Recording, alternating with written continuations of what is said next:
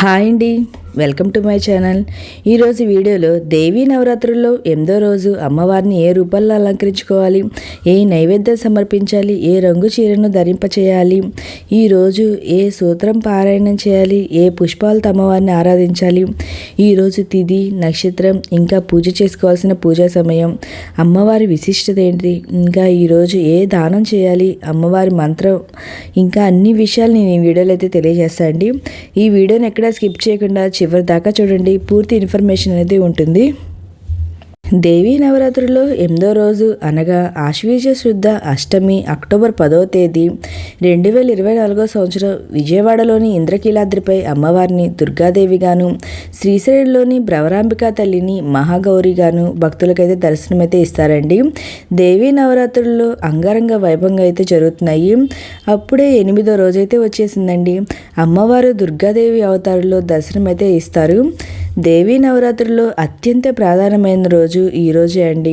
దుర్గామాత అని తలవగానే మన మనసులో త్రిశూలధారినై వ్యాఘ్యవాహనమై శరణు కోరిన వారిని రక్షించే చల్లని చూపుతో ప్రత్యక్షమవుతుంది ఆ తల్లి.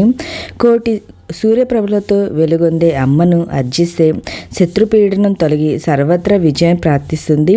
మహాప్రకృతి స్వరూపిణి సమస్త దేవీ దేవతా శక్తులు తేజస్సులు మూర్తిభవించిన తేజోరూపం ఆ తల్లి స్వరూపంగా ఉంటుందండి.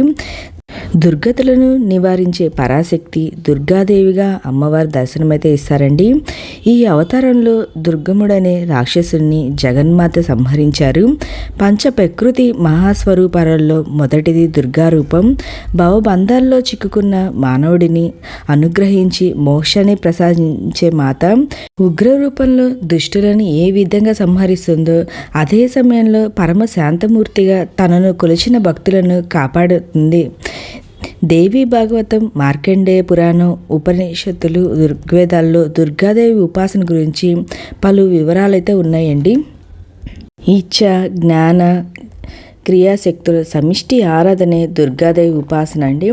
ఎర్రని వస్త్రాన్ని ధరించి మనులు పొందిన కిరీటం శిరస్సుపై ఉంచుకొని సింహ వాహనాన్ని అధిరోపించి 8 చేతులతో కత్తి, డాలు, గద, శంఖం, కలశం, త్రిశూలం, చక్రం, ధనుర్బాణాలు ధరించి ఉంటుందండి ఆ తల్లి.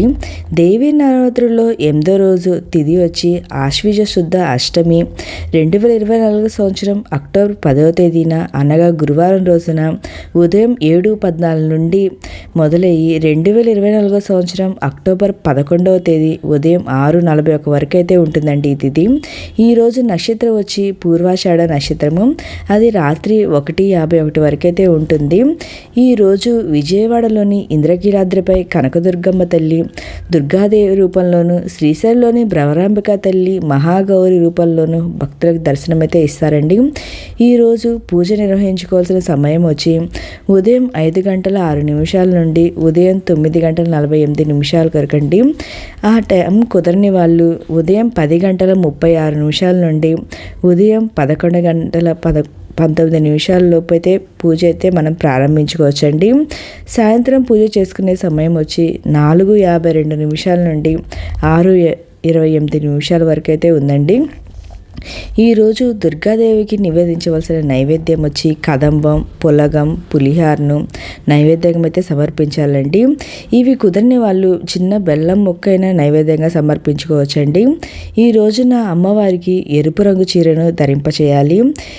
ఈరోజు ఆ తల్లి ఎర్రని గులాబీలతో కానీ, ఎర్రని మందార పూలతో కానీ, ఎర్రని పుష్పాలతో కానీ, ఎర్రని అక్షంతలతో కానీ పూజ అయితే చేయాలండి.